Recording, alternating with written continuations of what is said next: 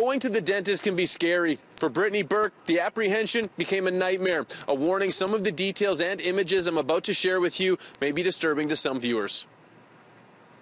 Burke went to the dentist in January for 2 fillings and a cleaning. To ease her anxiety, she asked to be sedated. When she woke up, Burke discovered she was missing a tooth, which she says set in motion a very painful and traumatic series of events that began just days after leaving the dentist's office. 2 days later, my face swelled up like a balloon, and I was throwing up black stuff. I could barely walk. I could barely talk. I really didn't know what was going on. I went to emergency, and they told me I was going septic. Burke says she was told by the dentist she had a dry pocket, but nothing to be concerned about. Days later, emergency room doctors told Burke she could die if she didn't get serious medical intervention. Burke had to have 3 PICC lines installed in her face to drain a massive infection that was now attacking her organs. One was on the top of my head because it was in my temple and it was leaking into my brain and whatnot.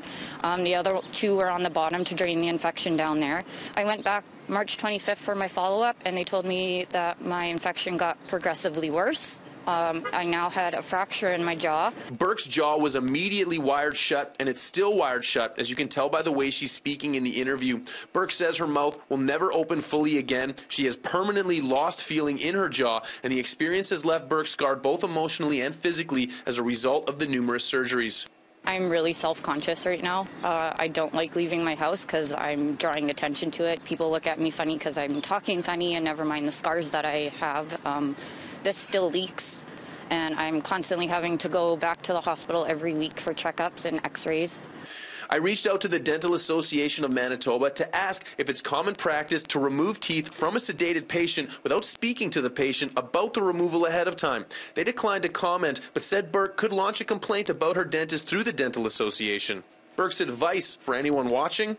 Check the reviews before you pick a dentist. I did not do that, and I'm kicking myself in the butt for it. Burke has not been able to work since this whole incident began. She ultimately did have to have a piece of her jawbone removed because of the infection resulting from the pulled tooth. The mother of 3 is staying positive. She says that's all she can do. In Winnipeg, Mark Neufeld, City News.